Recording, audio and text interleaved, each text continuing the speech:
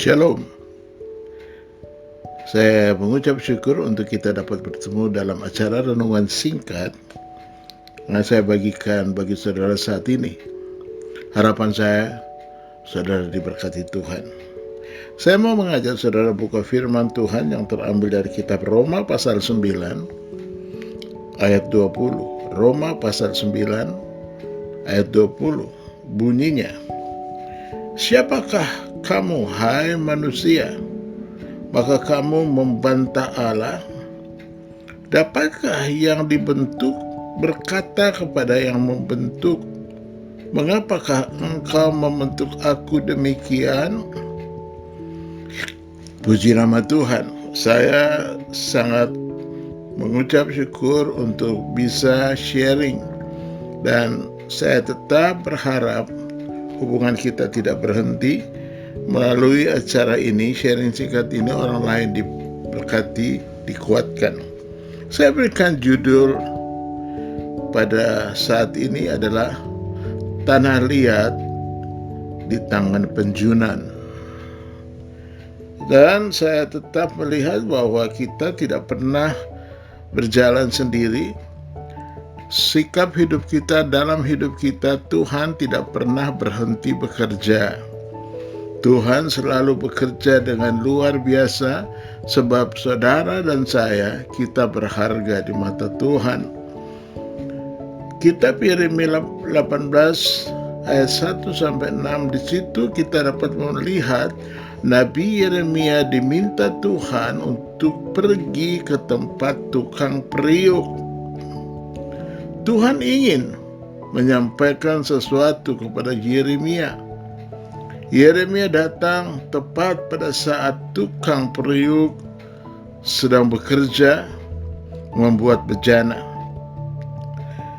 Dari pekerjaan tukang periuk tersebut, Yeremia mempelajari dua hal penting. Pertama, proses kehidupan.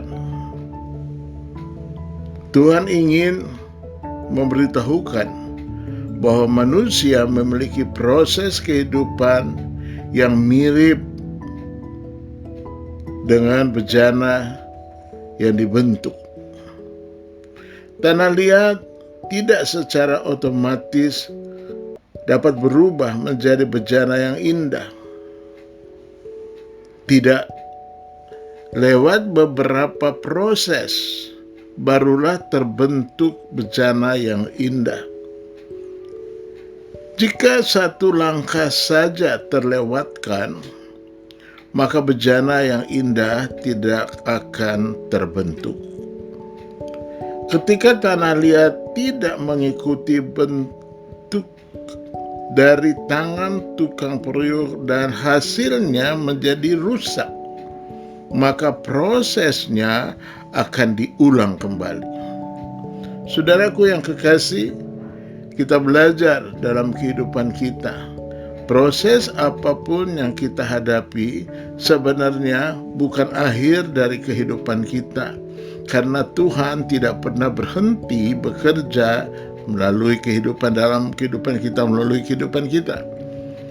Tanah liat tersebut tidak dibuang, tetapi akan diproses ulang, disatukan kembali, dipukul-pukul atau bahkan dibanting ke meja agar tanah liat tersebut menjadi lunak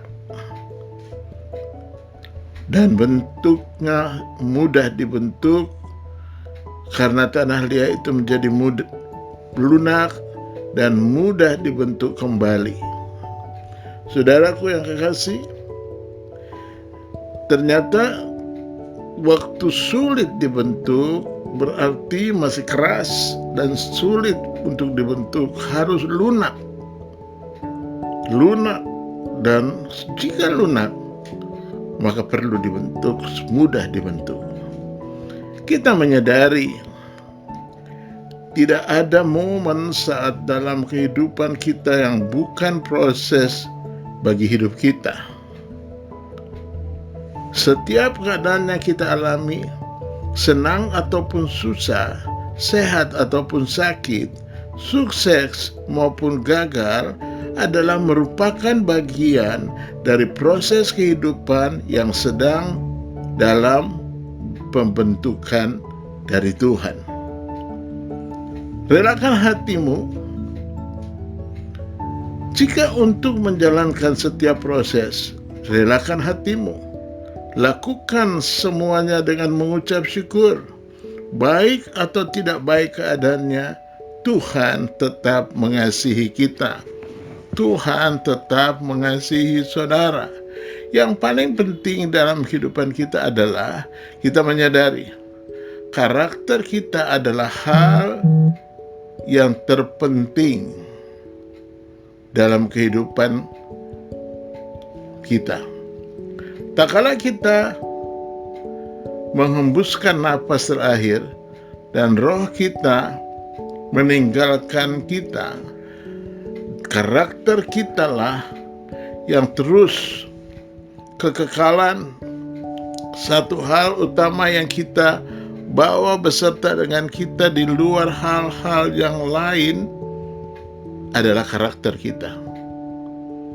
Karakter yang baik adalah hasil dari selalu memilih untuk melakukan yang benar, sebab Tuhan selalu hadir dalam hidup kita.